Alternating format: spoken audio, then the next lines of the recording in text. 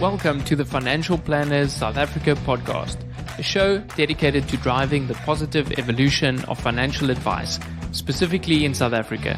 To join a global community of financial advisors, sharing and learning with one another to drive the positive evolution of financial advice, head to xyadvisor.com.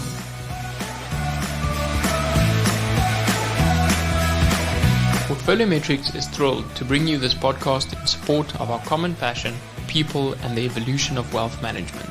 Our global business links precision investment management to expert financial advice through partnerships and technology. PortfolioMetrix is an authorized financial services provider. AssetMap is a proud sponsor of this podcast. Are you looking for the next big thing in advisor technology? AssetMap is used by thousands of financial advisors to help create more meaningful conversations with clients. See for yourself how AssetMap is leading the next phase of financial advice delivery.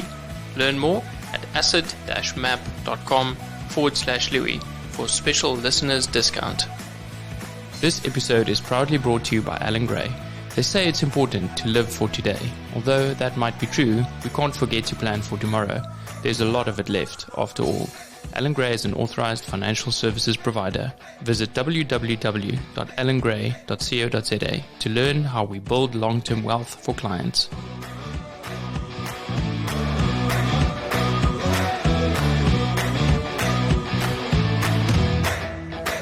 Welcome to another episode of Financial Planners South Africa. Today I have Edden Kift with me. Edden is the SA Head of Business Solutions at PortfolioMetrix, who is also a very proud sponsor of the show. Edden, it's wonderful to be with you in person, and we also have a beer to celebrate the show. Thanks for joining me.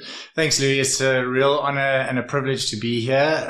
Having watched listened to every one of your podcasts so far, you have a sterling lineup of past guests. So, as I said, it's a great honor to be counted among them. Well, maybe we continue with that success. Edden, I want to start with a secret. And for those knowing you would probably never guess that you just turned 50.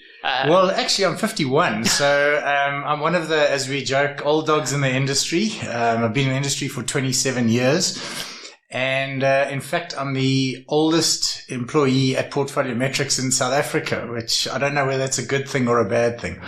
So that comes with a lot of wisdom. Yeah, I suppose you can call it that. I want to rewind 27 years ago when you joined this profession that we now like to call it of financial planning. Yeah. Straight out of varsity or university. Tell us a little bit more, how was financial planning back in South Africa 27 years ago? Surely. So it were interesting times. And I think maybe at the outset, the results of what was going on in I would say, around 94, 95 weren't all bad. But it was quite an interesting time because I started out in sales. And sales was really a case of attending Sales 101, where I remember one course I had an ex-air traffic controller sitting to one side of me and an ex-teacher to the other side. It was just a very interesting mix, and I was one of the youngest people in the Sales Training 101. And effectively what happened was you spent 10 days being taught how to sell, some very valuable information and advice as well, but it was all about sales. Go out and sell a product. And look, as a 24-year-old, I could possibly sell, but I certainly, in hindsight, know that I didn't have enough experience and enough knowledge to truly, I suppose, deliver value to people. I could sell the products, but I didn't really comprehend that aspect that required you to understand what advice was all about, as opposed to just, selling a product. I suppose I could have been selling washing machines or vacuum cleaners. Yep. And in fact, sorry, Louis, I think the one sort of consequence of that was that, I ended up selling a 27-year endowment to someone in their 20s because that would derive the maximum amount of commission for me. Because it was commission driven and it was, I suppose, determined, or your success was determined by how much commission you generated and how many, interestingly, lives you sold, not how much advice you gave or how much valuable advice, but you were measured on the number of lives you sold. So, it was my world. But, in hindsight, things have moved on, significantly. It's wonderful that, within this profession, there's actually so many different fields that you can go into. Correct. So my understanding is that, you spent 18 months at this institution. Yes. And you decided to kind of segue into something else. Yeah, look, so I think I struggled with the approach very much, and it led me to then, look for other avenues that I suppose would be more enjoyable, because it really wasn't that enjoyable for me. And I ended up staying with this institution, but working in their marketing department. So I was there to support advisors who were selling the products. Maybe I felt that was more, appropriate and relevant. And then, an opportunity arose with an investment management firm. So I left the big insurer and joined Marriott, which was also quite an interesting journey, as it was a relatively small firm, but I also learned, quite a bit there. That was the next step in my career. And so with these institutions, you've been working with financial planners, and what would you work on kind of with them? Would it be business development and those kind of things? Yeah, so I think that, initially it was very much about sales. You were measured by, achieving sales targets. Whether you were a broker consultant or whether you were an agent or whether you were an investment consultant, you needed to gather product or asset sales. I think my angle, which I learned very quickly, was to deviate slightly from a direct sale. I tended to want to help the advisor be better at what they were doing, help them be more efficient in terms of what they were doing. So yes, there had to be a sales angle to it, because I suppose I had to, earn a salary. But my objective was to be more than just someone in the advisor or the broker's office selling them our wares. I wanted them to see value in engaging with me. That's such a great comment, Edden, because what I'm hearing is that, you're adding value to their lives first and then saying, let's build a relationship and maybe even at some point then ask for business. Or was it, more downplayed than that? No, look, my approach was very much around, well, Mr. or Mrs. Advisor, what are you trying to achieve? What are you trying to do for your clients? Because I felt that if I had the tools in my toolkit, I could say, well, look, if you're trying to achieve that, I can assist you. If you're trying to achieve something else that I can't support, then I've got to be honest with you and say, look, I'm not going to force a sale purely for my own benefit. I've got to be honest and say, maybe you need to be dealing with someone else or looking at someone else for a solution. Edden, over the last 20 plus years, have you seen financial planners shift, and have you seen that request, this is what I'm trying to deliver to my clients? Has that changed at all?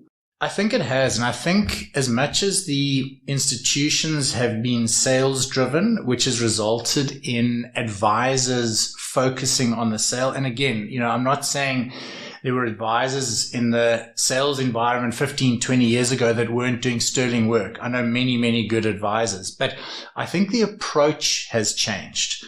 It's more directly and openly about how does my advice as an advisor, how is it applicable to a client or a family, and how does it benefit the family? So it's moved very much from a sales environment to a solution environment. And sometimes a product is a solution, or very often a product is a solution, but it's not the primary driver. It's about trying to solve problems, solve issues, provide comfort. So you get to a mix of product as well as advice. And something that has become more and more prevalent is this whole coaching thing.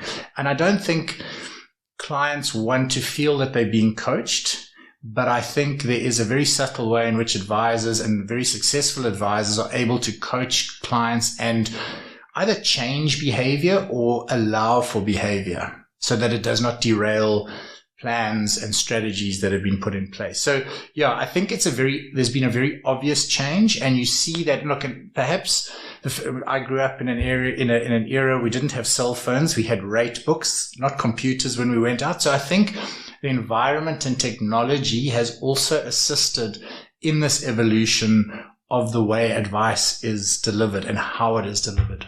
Okay, so almost the financial planner is adapting to Correct. the way advice is being delivered. Correct. And what I'm guessing also is the 6-step financial planning process. Some might call it a different way of selling financial solutions, with determining what the need is, creating a proposal, then servicing that. Correct. I saw on LinkedIn yesterday, someone said no client wants to be fact-finded or wants to be information gathered. Correct. And sometimes, we lose sight of the actual client and we focus so much on their money. I want to talk a little bit about this coaching element that you're bringing up. It's been a theme for a lot of the guests on the podcast that have had experience with coaching. What have you seen with the financial planners that you're working with now? Is there a marked change in the way they interact with their clients post-coach training? I think so. And, look, I don't sit in any of the meetings with the end investor, but mostly I have on isolated occasions been asked to sit in a client engagement. But my sense is, and based on the engagements that I have with advisors, that things have changed. I think that, clients feel there's more of a two-way relationship between the advisor and themselves, a more trusting type relationship than an era where it was very much, hi, I've come to sell you something. And now I've got to try and convince you as an investor or as a client why you need this. So, look, we're very fortunate at PortfolioMetrix in that we deal with, I would go as far as to say world-class financial planning businesses. So I have a very probably, and I say it with respect, maybe a narrow view of the global advice profession and industry, but the quality of advisors that we count as clients is exceptional. And, they all spend an immense amount of time trying to understand their clients, understand what clients are trying to achieve, the transitions they're going through in life. So that coaching element, and we're very aware of clients who are either undergoing or have undergone formal coaching at various levels to try and improve the way they, engage with their clients. Edden, I want to ask you a little bit more of a personal question. What has working with a financial planner made for your financial life? Because I know that, you deal with a financial planner and you often rave about their service. Without having to name names, you can Sure. share with us what it means working with a financial planner. So I think there are two things. So I'm a CFP and, I'm not a practicing financial advisor. So I can, I'm very happy to admit that, from a technical knowledge perspective, I am behind the curve because I don't do that every day as the advisors that, like yourselves would do. But the issue was for me that I was doing my own thing because I could do this. And it dawned on me that financial planning, the entirety of it, is far more complex than a simple preservation fund or a saving for retirement.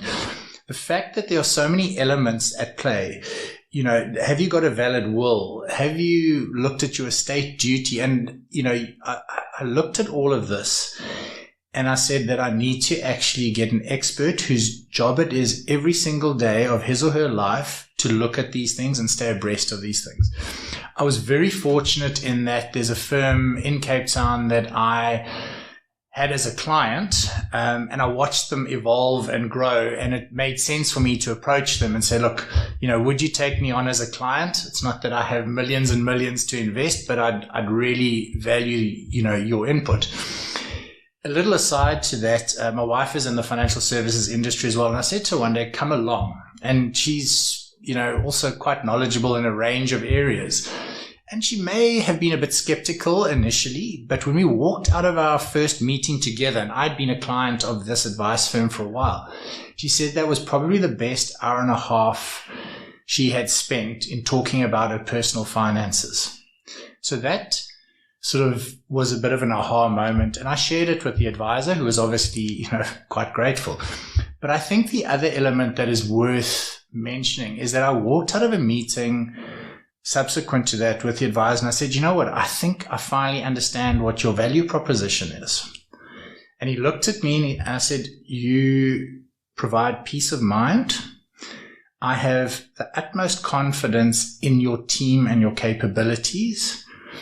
And I have the utmost confidence that my affairs are in order for any planned or unplanned transition. That's the value that you as a financial advisor bring to my life. So it crystallized the value of advice for me. I always believed in it, but having gone through the experience myself and coming to that realization, and I think that's quite an important thing to bear in mind. Yes, we all have, or we may as advisors be able to put up our value proposition on a website or in a document.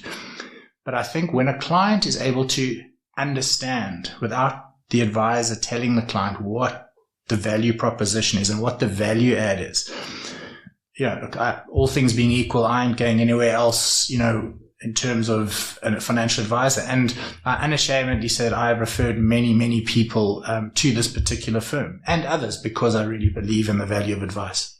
That's wonderful, that intangible peace of mind. And, I think it ties so nicely with the report that PortfolioMetrix has put out on the value of advice.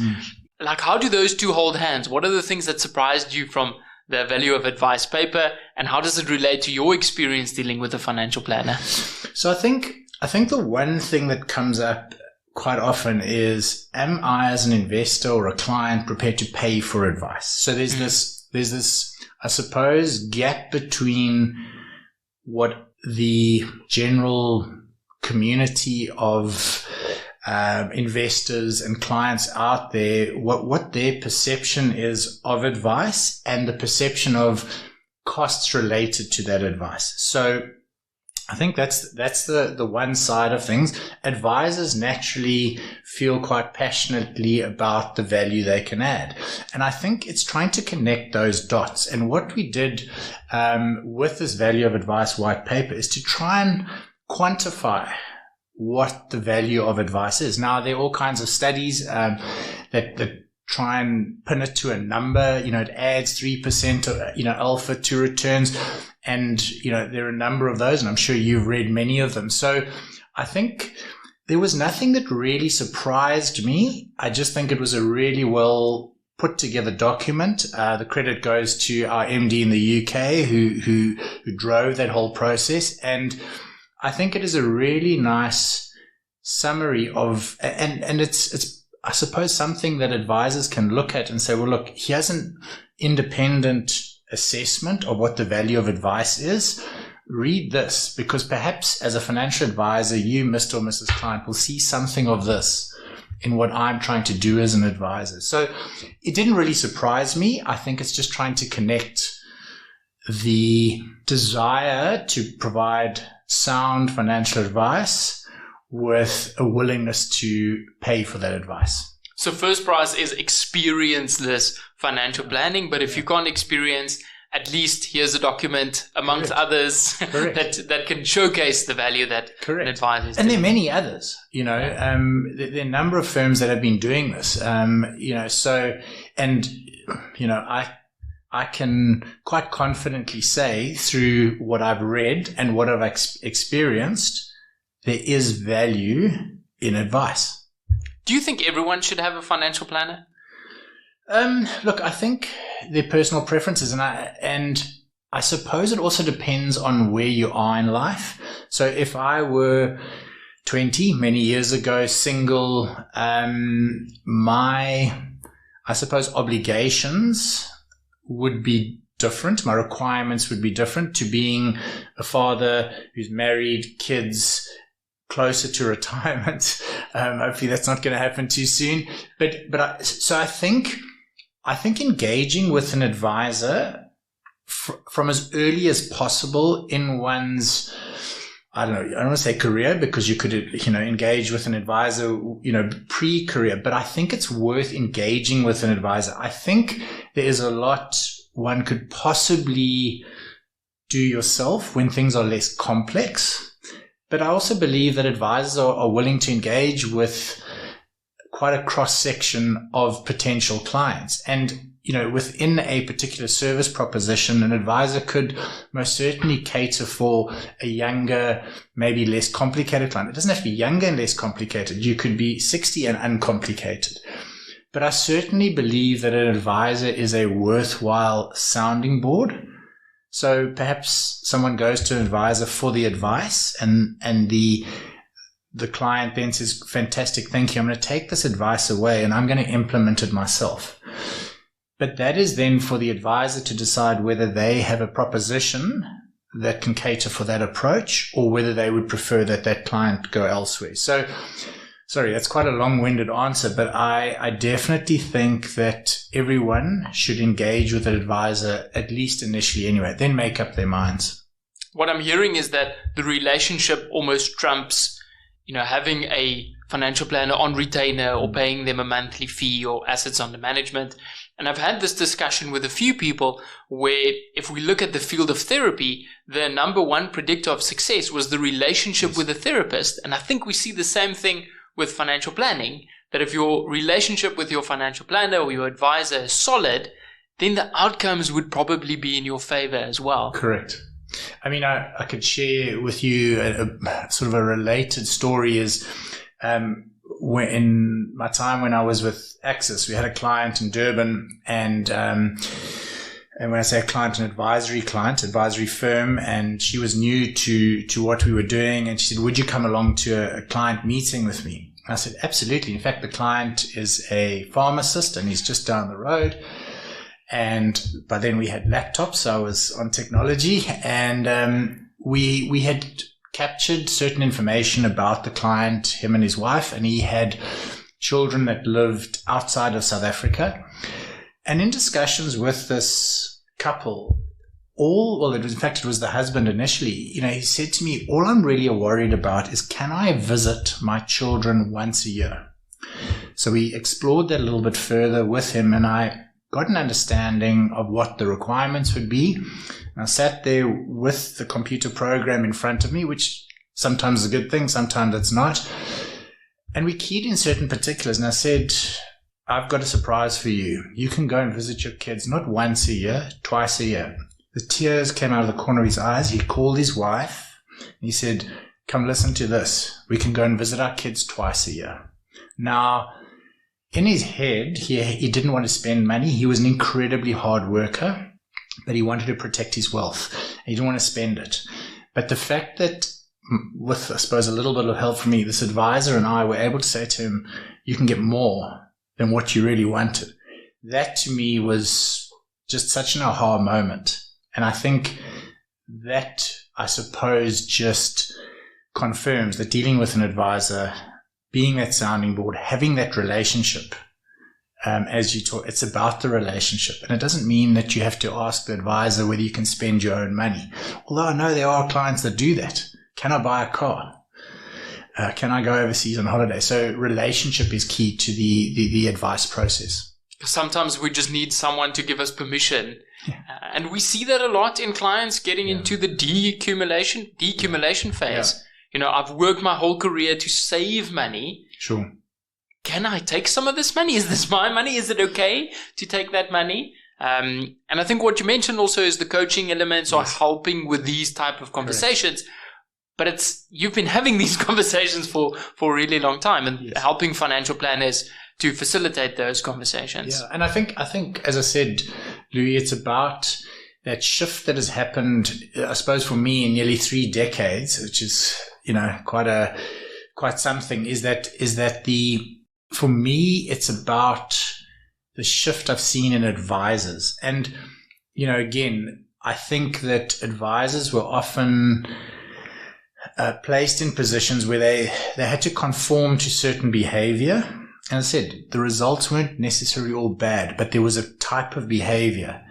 Whereas the world has evolved and advisors have gone on that journey, and many of them are going on that journey to try and look at it from, I almost want to say, a completely different angle, where they're saying, right, let me understand my client. Let's park the product. Let's park all that other stuff. Let's understand what this client, the family are trying to achieve. What are their blind spots?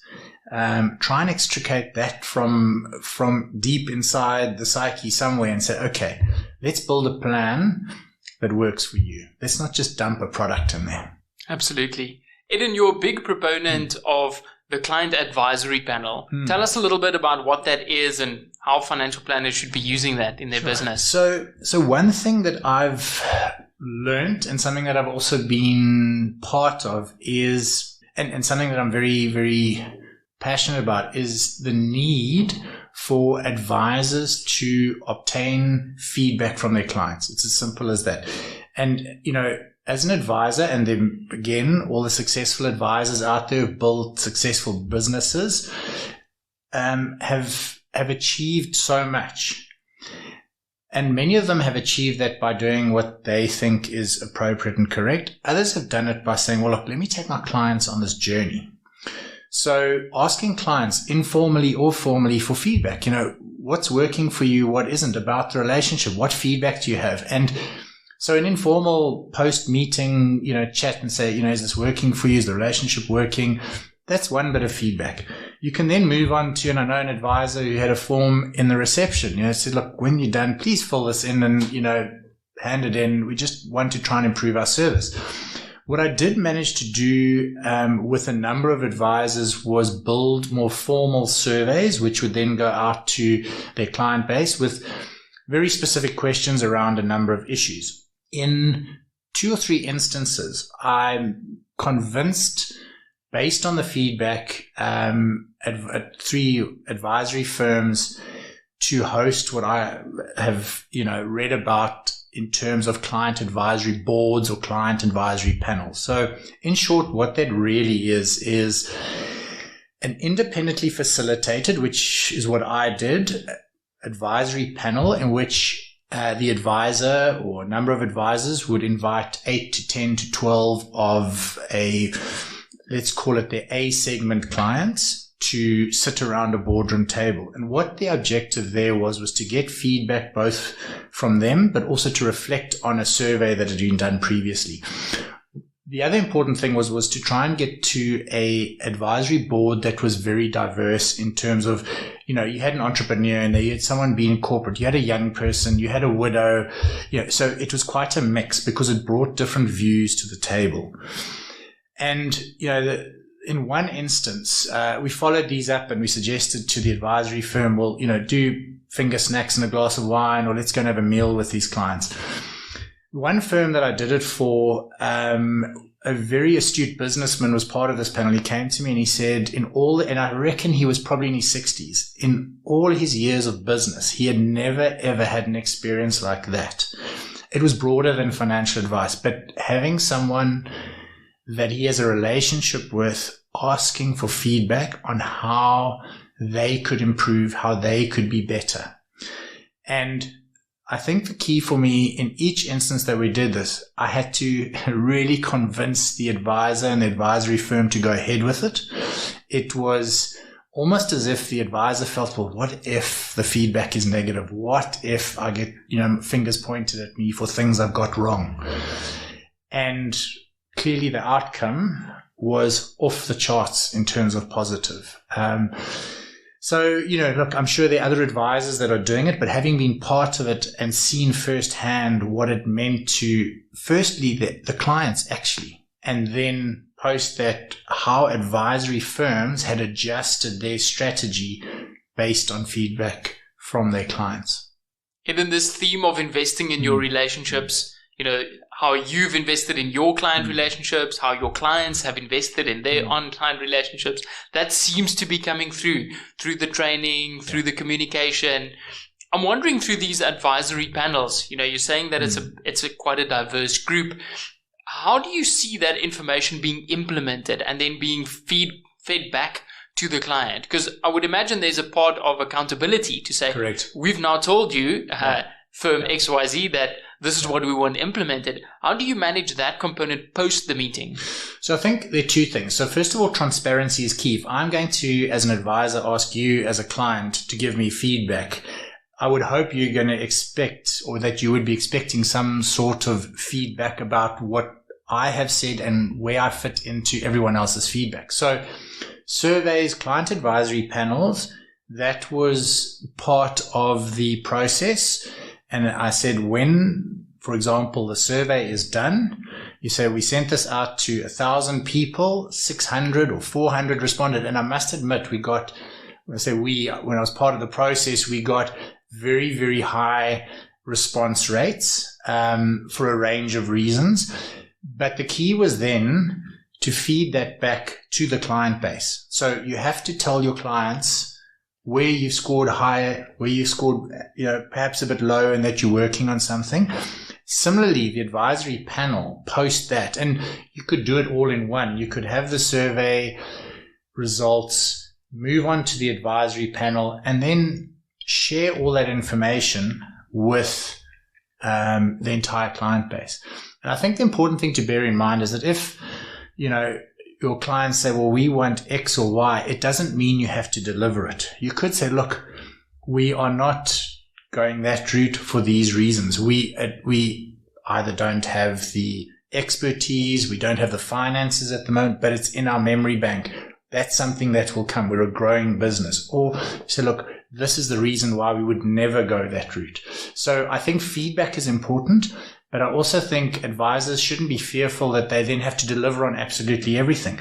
And I think constant feedback is also important. So it's not just that one-off. It's 6 months later to the client base. We have tackled these 3 projects. Those 2 have been implemented. This one is slightly behind, or we expect that to be implemented by then. Please continue giving us feedback. It's probably some of the easiest but most valuable advice wherever you are. I mean, we do that with our clients. We ask them for feedback. We ask them to engage with us, help us evolve. And I think clients have so much they can give back to their advisory firms. Edden, I want to focus a little bit on allocating time to work in your business and not just on your business. Because a lot of what you're saying is that focusing time, investing in the relationship, but also thinking of the bigger picture, and I would imagine that your business have to run fairly efficient to get to a point where you have free time and not just running around keeping the doors open. Tell us a little bit about the things that you're seeing in practices at the moment where people are making their businesses highly efficient. What are the things that are surprising you, or what are you picking up? So I think the first thing is that there is an immense burden on advisors just to open a door every morning. So, compliance, the regulation. So that's become more burdensome. So the amount of time advisors are able to spend with their clients has reduced. Now, regulation is there, firstly, I suppose, to provide guidance and to protect investors. I think that the majority of advisors by default do the right thing.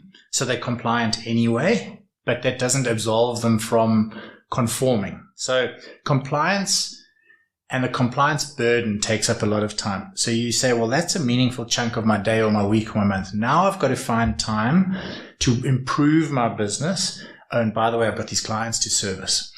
So it's a very, very difficult thing to get the balance right. But I think having dedicated time to spend in each of those areas. And again, you could have a firm that is a one-man or one-lady show, and that individual has to do everything or outsource, but that comes at a cost. So there's no perfect answer to that question. I think what it does require is some structure. And what I've seen some advisors do say, well, look, Tuesday mornings, Wednesday mornings, and Thursday mornings, those are booked out for client engagements. My Monday is to work on my business. My Friday is, my compliance or my regulatory day. Golf. So look, that's just a thumbs suck in terms of time. The point is that seeing clients and looking after clients, that's what pays the bills. So it's very business specific. But what has obviously accelerated significantly is the impact that technology is having on businesses. So advisors are embracing technology more and more. And I think as much as COVID has accelerated the adoption of technology and the expansion of what is out there, there's still a long way we can go in terms of incorporating technology efficiently across the board. The big word is integration. What's the most frustrating thing? I've got to capture something 2 or 3 or 4 times. So integration is key. And I think related to that is scaling a business without adding staff. So driving efficiency within a business through technology and using tools. And again, there are individuals out there who have got it right, using your community to understand what has worked, what hasn't worked. Those are the things that will, I suppose, provide that step up in terms of juggling the time between compliance, seeing clients, and then working, in the business. What I'm hearing is that, you are a business owner first, because as a financial planner, once you start your own practice, or if you start your own practice, all of a sudden now you're wearing 2 hats. And this idea of time blocking makes so much sense, saying I'm going to allocate these pieces of time to client servicing, this to compliance. Have you seen that work quite successfully in the practices? Yeah, so look, everyone's different, and some people prefer to be a bit more fluid. Some people prefer to be very structured. That's why you're not going to get one size or one approach that fits all. I think that the key here is that there is dedicated time at some point. And what's the easiest thing? Sure, you can put a diary entry, you can cancel that, you can pull it up, but having a quarterly half day to think and work on the business, it may seem insignificant, but that's better than not having it at all. So there's definitely not a single approach. I think the key point for me is that advisors and their staff need to focus on a particular aspect when they're in that space. So for example, if I were your client and you busy analyzing my situation and there's a knock at the door and someone is there with the delivery, or your compliance person's walking in, so I don't know it, but I'm the client who's having his or her situation analyzed while you dealing with something else, so you're distracted. And I think what financial advisors do is so important, that any distraction to when you're actually spending time looking at a client's situation affairs is going to negatively impact that particular client's plan or the next recommendation, potentially anyway. Yeah, this concept of kind of deep work and focus and saying, this is really important stuff. As a practicing financial planner, I completely relate to that, because there's so many distractions and you're being pulled. And we see that this analysis work happens in pieces, because you tend to be waiting for another piece of information. You do something and then you carry on. It reminds me almost of a production line where in theory everything would just run smoothly, but in reality there's all these pieces moving around. Now I know PortfolioMetrix allows you to outsource some of the investment decision making, but your business also offers a little bit more than that. Can you maybe just explain a little bit what are the other services that PortfolioMetrix offer to their clients? Yeah, so Louis, I think primarily what we're there to do is connect expert financial advice with this precision investment management, and technology is a big enabler. Now, so I've been with PortfolioMetrix since early 2015, and our proposition has evolved significantly. It was, I suppose, in as much as it was quite flexible, there was a fairly rigid way in which advisors engaged with us. So that has definitely evolved. We have a far broader way of engaging with advisors that cater for their own, I suppose, preferences. But our primary objective is to enable advisors to be better at what they do, and that's the dispensing of advice. But the key element, as you mentioned, is investment management. We have a global investment team, and their primary function is to do asset allocation and to select managers. And in so doing, we spoke about efficiency earlier. If an advisor can outsource that, and you think about how much time that may free up to do the other things. So as much as we're about advice and investment management, we're about efficiency as well. And we certainly won't be the answer for everyone. And in fact, we prefer fewer, deeper, meaningful relationships. Take a look at us, kick the tires, and decide whether what we offer is what will improve your situation, make you more efficient, place your clients in better position. And we've got competitors that do the same. But I suppose there are a number of other aspects that you need to evaluate in terms of dealing with any particular, let's call it, provider. It strikes me that often financial planners think that their value add is about selecting a fund or creating a better investment portfolio.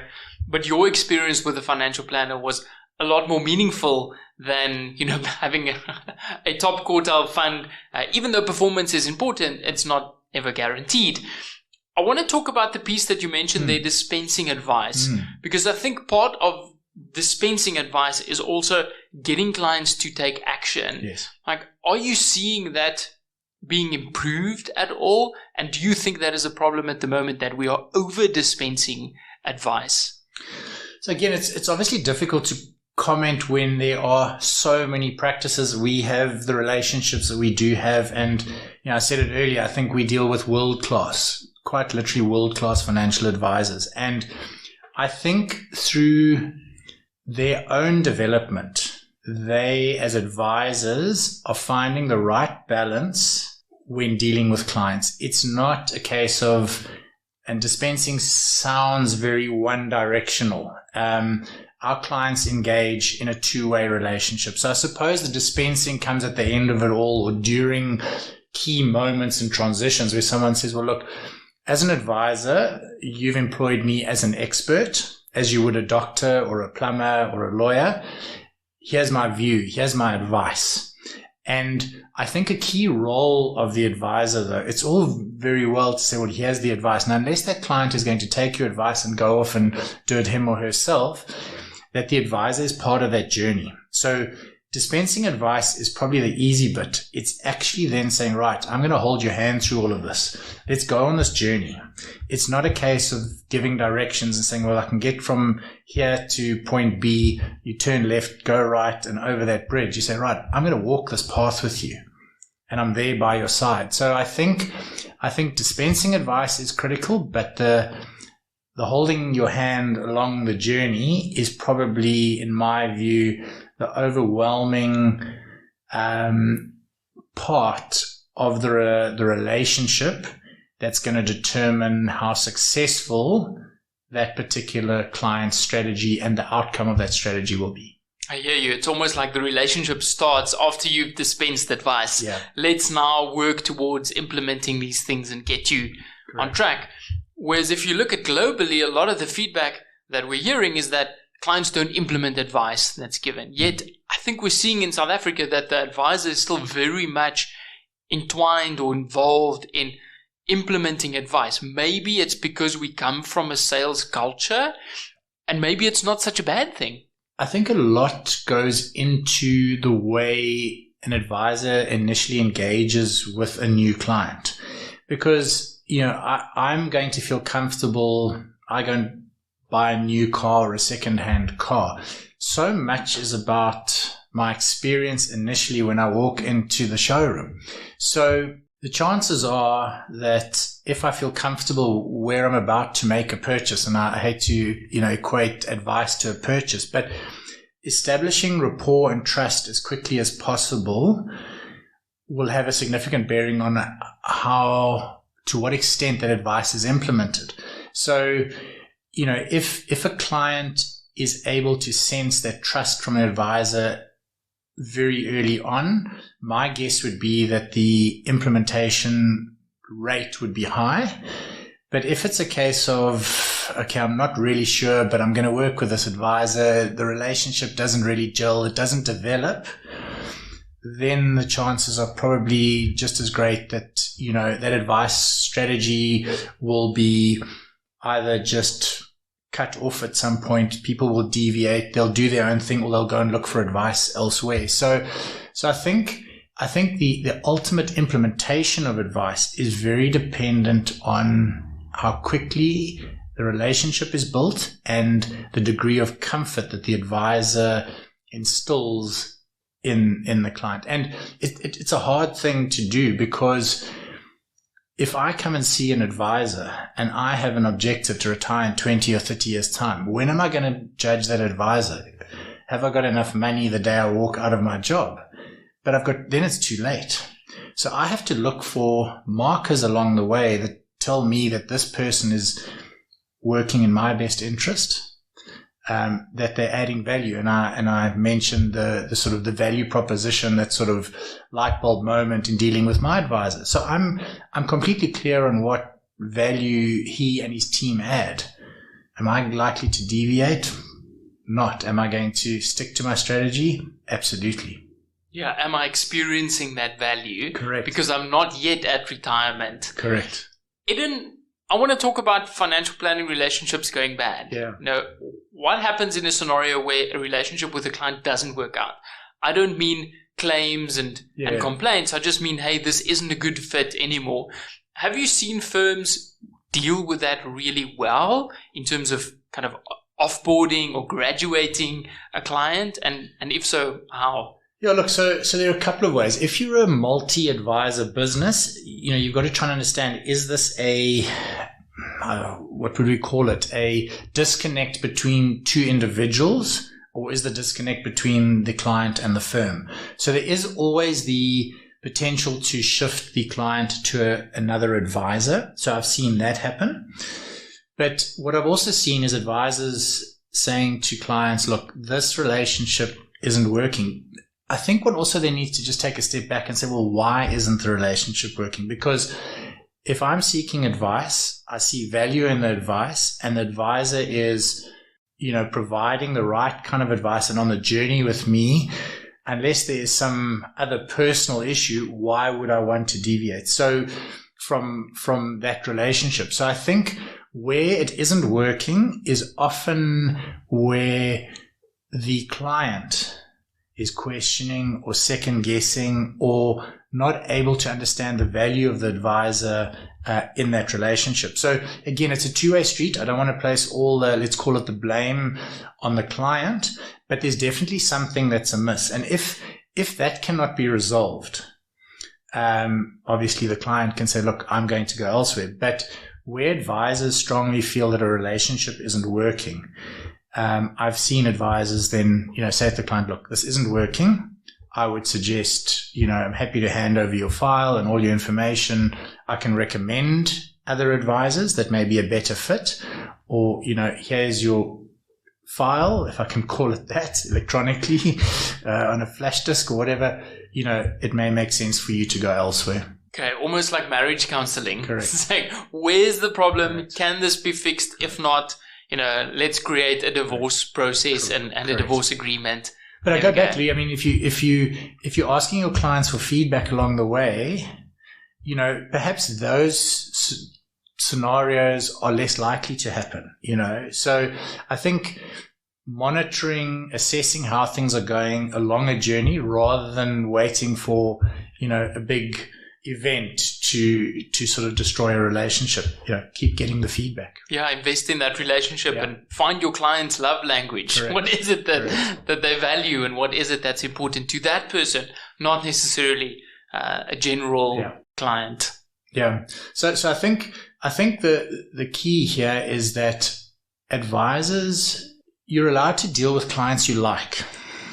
So, I mean, why not just deal with people you like dealing with? And sure, I suppose when you're building a business, you are under more pressure to, bring clients on board because they've got to pay the bills. So a lot of advisors I've dealt with end up with these legacy clients that aren't ideal for them. And, you need to work around that. But I think that, attract clients that you feel you would enjoy dealing with, and attract clients or take on clients that are there to follow your advice. And I don't mean blindly. They shouldn't question and so on, but you will, as an advisor, save yourself a lot of frustration and time if you engage with clients that suit your proposition.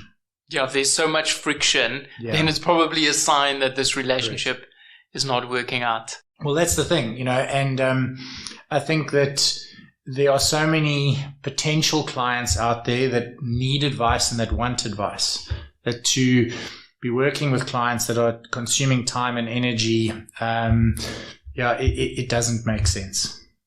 Edden, part of the discussion that we've had and things that has come up quite often is the cultures that are created within firms. Like, are there any great stories that comes to mind of really cultures where inclusivity and new ideas are created, specifically in South Africa? So I suppose there are two angles to this. I think the one thing is that, with COVID, we've had very little time to network and get together. I miss that so much, just, talking to industry colleagues and advisors out there. But I think that, and I've seen it in our firm where we've had people join the firm during COVID, some of them their first job. Now, integrating people into a business remotely when everyone's working at home is not conducive to, I suppose, a sound integration and in the development of culture. So I think that, if you go pre-COVID and the sort of COVID 18 months or 2 years, you notice a very stark difference in the way cultures and firms behave. So firms that focus or place a great deal of focus on their internal culture, and it's obviously, again, difficult for me to talk about individual advice firms because I'm not in them all the time and I'm not necessarily an employee of an advice firm. But if I take our business, one of the core components to our success and longevity, and I suppose, for want of a better, the vibe that exists within our business, is this focus on culture and values. So there's an internal focus, and I would guess that successful firms place a significant emphasis on internal culture and values. I mean, there's an interesting one, a presentation, particular audience, and some feedback was passed back to me about this, and it was a 10-line, sort of email, but the opening line was, "These are people I could do business with." And that was sort of a wow moment for me, because that's what you need to, I suppose, that's one of the tests. Are these people I could work with? Are these people that I could do business with? Am I proud to be part of this team?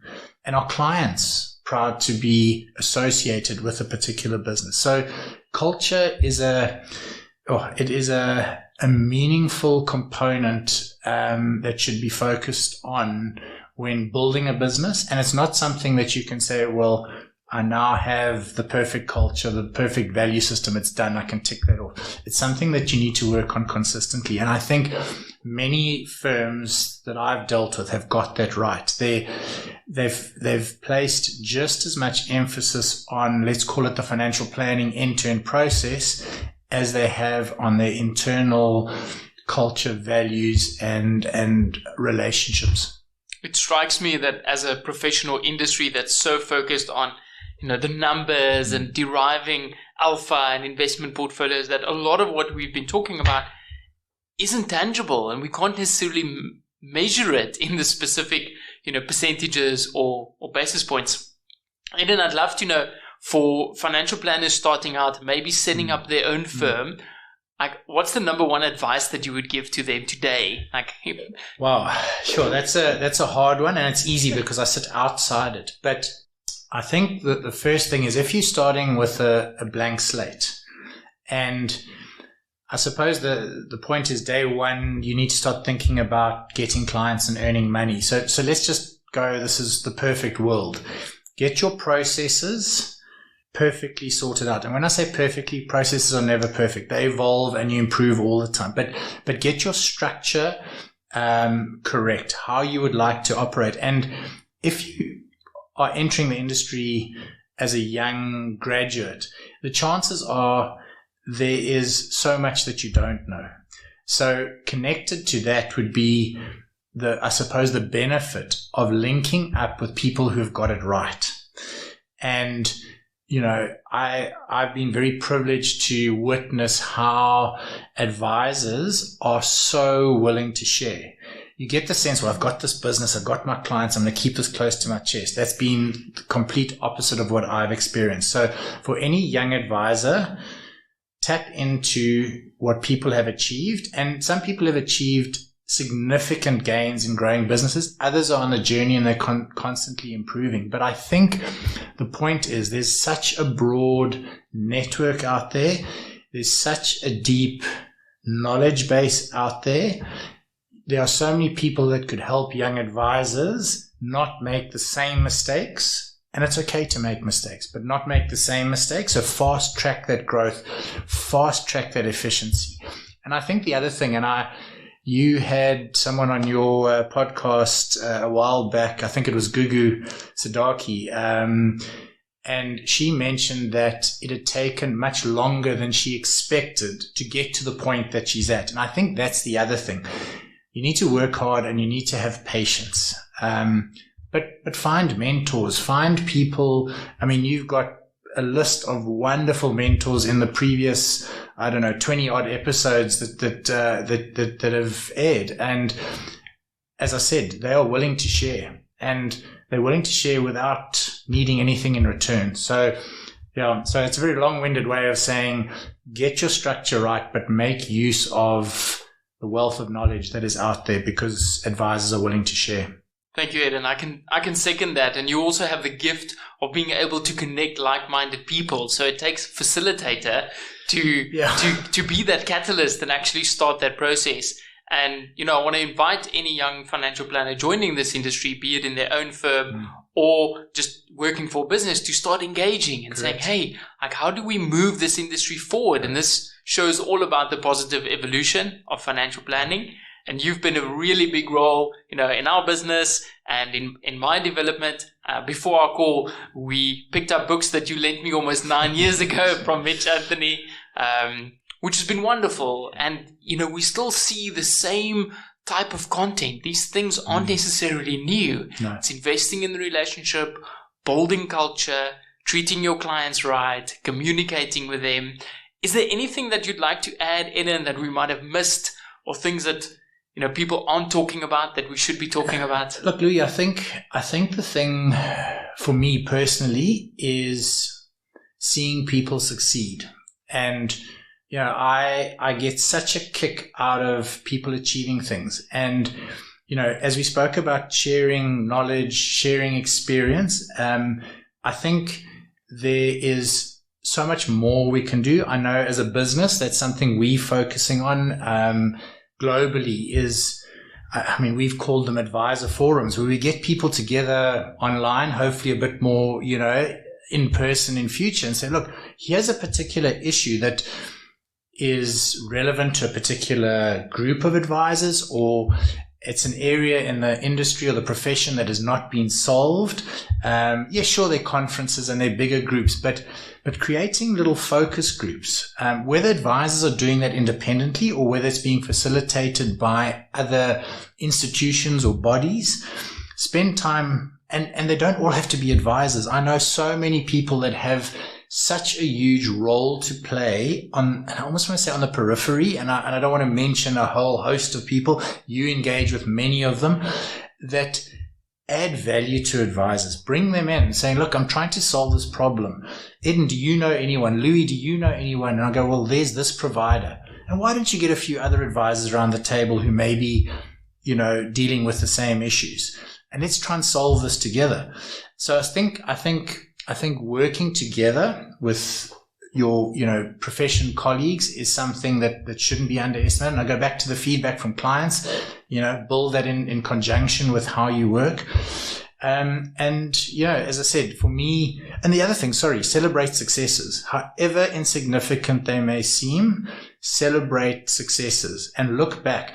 Something that I was taught many years ago, not that I've done it every year, but on the 1st of January, write down 4 or 5 key things. Perhaps where you live, what your salary is, what your business AUM is, how many clients you have, and just open that envelope every year and update it and watch your progress. Don't become despondent. It's a journey growing a business, but the work that advisors do is some of the most valuable. I know doctors and healthcare professionals are critical, but I cannot emphasize enough how valuable advisors are to the community. And I think people like yourself and many others globally are changing that perception and have changed that perception of what true advice is about and what quality world-class advisors are about. So, that's probably, my big thing is, and we all here to help. I will gladly share. I know you had Dirk Kronefeld on a show. He's got a little group that he chats to. I could mention so many. Kim Potgieter is busy working with, advisors within their business. So there's so many little, I suppose, nodes of excellence and sharing and development that are happening. And I think these young advisors are going to change, this profession over the next 10 or 20 years. And there's some old dogs and old bullets like ourselves who are very happy to share all the good and the bad. The PortfolioMetrix elder. Yeah. Edden, thank you so much. This has been wonderful. Your wealth of knowledge and your passion for financial planning really shines through. For people that want to reach out to you, what's the best way to get a hold of you? So, it's quite funny when I listen to this and people go on the Twitter. I'm not big on Twitter, but I'm available on LinkedIn. That's probably the easiest. And then it would probably be completely wrong of me not to say I'm actually on Facebook. I don't know if anybody, who's on Facebook who's mentioned Facebook, but I'm old enough to be on Facebook. But so I'm definitely on LinkedIn. And then my email address, if they need to get hold of me, is quite simply my name surname edden.kift@portfoliometrix.com. So happy to chat to anyone locally or internationally, and I'd happily share further information on any of the aspects that we've spoken about. Brilliant. We'll add your contact details in the show notes. Edden, once again, thank you so much for being a sponsor and being here today to represent PortfolioMetrix. Thanks, Louis. I mean, it's been a real honor, as I said, and thanks for the beer. And, at PortfolioMetrix, along with, the two other sponsors, we are incredibly proud to be part of this. Thank you for the opportunity, and to XY for the opportunity of being a sponsor. It's been fabulous, and I love listening to all the podcasts. Thank you.